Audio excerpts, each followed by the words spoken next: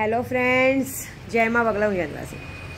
देखिए, मैं तो घर आ गई हूँ और मैंने कहा था कि इस गुरुवार को मार्गशीर्ष का गुरुवार महीना चालू है, तो मैं तो स्थापना नहीं कर रही हूँ, लेकिन तो भी कल के दिन गुरुवार के दिन जो पूजा होती है तो कल पूजा होगी।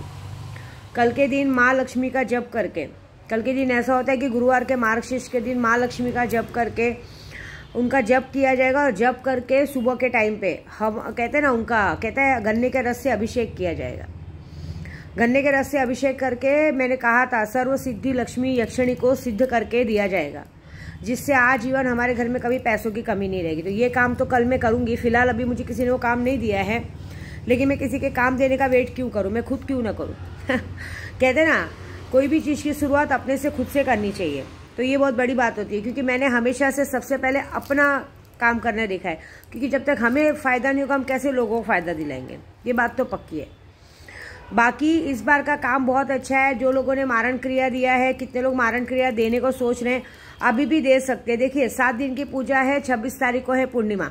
26 तारीख को पूर्णिमा के दिन मैं काड़ूबाई में रहूँगी, तो अभी भी अगर आप पूजा देंगे तो पूर्णिमा के दिन का काम हो जाए, पक्का होएगा। देखिए, जो कल काम मैंने किया है अभी तक सबको बहुत बड़ा झटका लग चुका है। मैं तो सिर्फ अभी परसों 22 तारीख का वेट कर रही हूँ।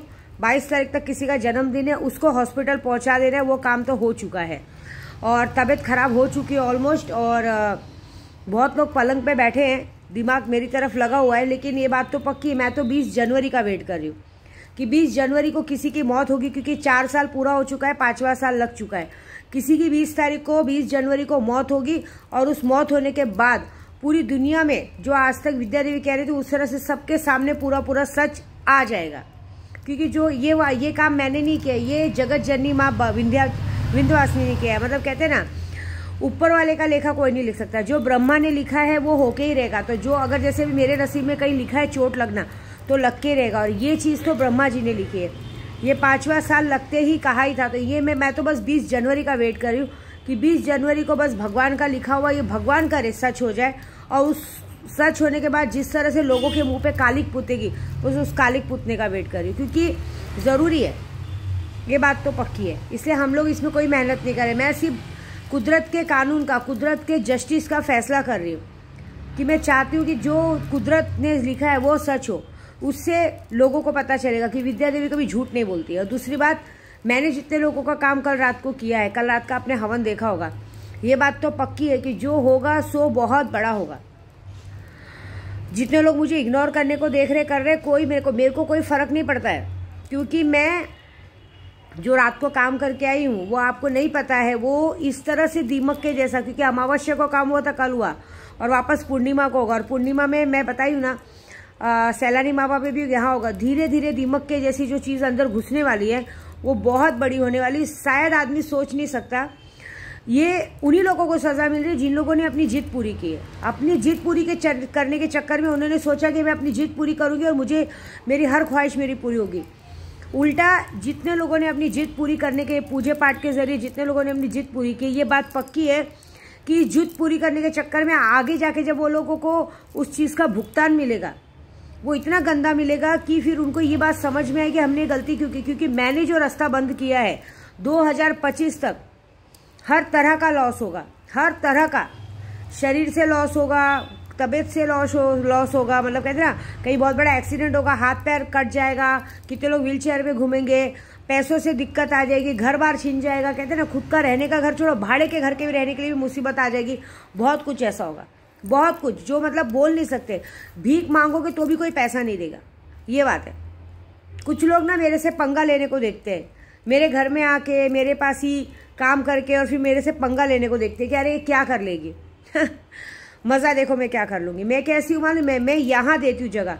मैं इतना सारा प्यार करके दिल में यहाँ जगह देती हूँ, लेकिन जब कोई मेरे दिमाग पे बैठता है ना तो ऊपर पहुँचा देती हूँ। ये सैंपल तो सबने देखा है कि कैसे मैंने कुमाता जैसे लोगों को एक जीत, अगर मैं जीत पे अड़ गई कि अगर तुमको ऊपर भेजना है फिर और तुमको बर्बाद करना है, तो फिर विद्या देवी चाहे जो हो जाए, चाहे पूरी दुनिया एक तरफ हो जाएगी और मैं एक तरफ हो जाऊंगी, फिर मैं तुमको मेरे मन में जो इच्छा होगी ऊपर पहुंचाने की ऊपर पहुंचा के रहूंगी, और जो करना रहेगा करके रहूंगी। ये तो करूंगी।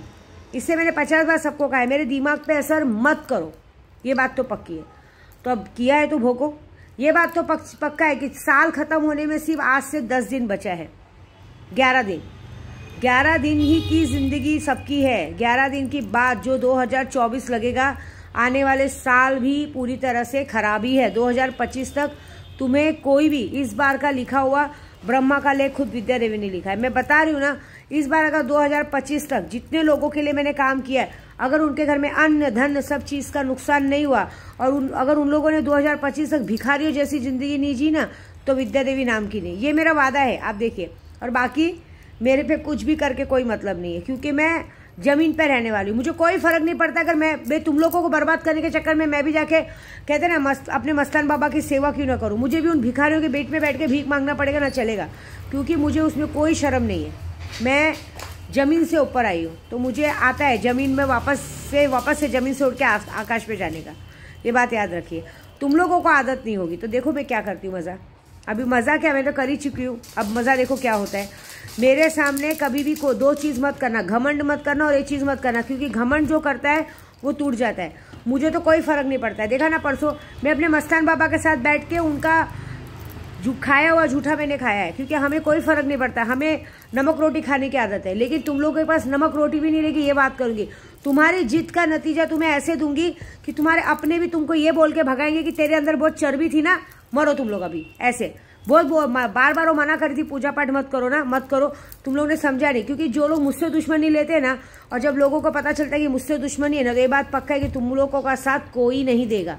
कोई नहीं तो कोई नहीं देगा। आजमा के देखो।